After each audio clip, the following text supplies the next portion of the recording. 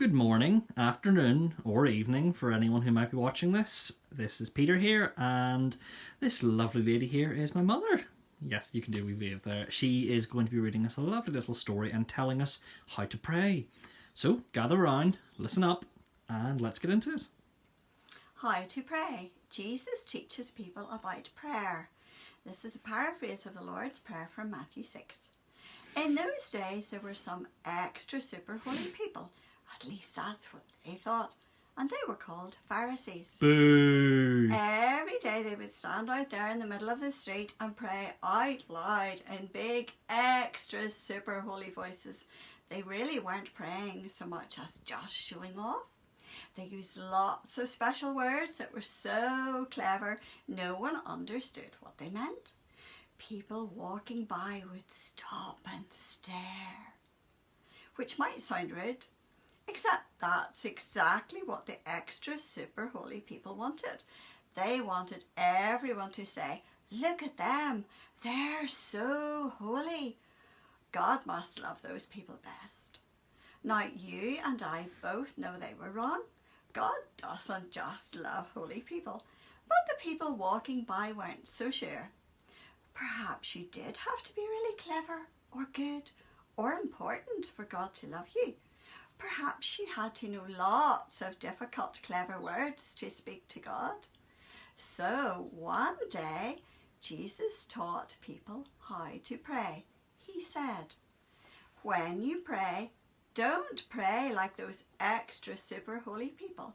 They think if they say lots of words, God will hear them. But it's not because you're so clever or good or so important that God will listen to you. God listens to you because He loves you." Did you know that God is always listening to you? Did you know that God can hear the quietest whisper deep inside your heart, even before you've started to say it? Because God knows exactly what you need, even before you ask Him. Jesus told them. You see, God just can't wait to give you all that you need. So you don't need to use long words or special words. You don't have to use a special voice. You just have to talk.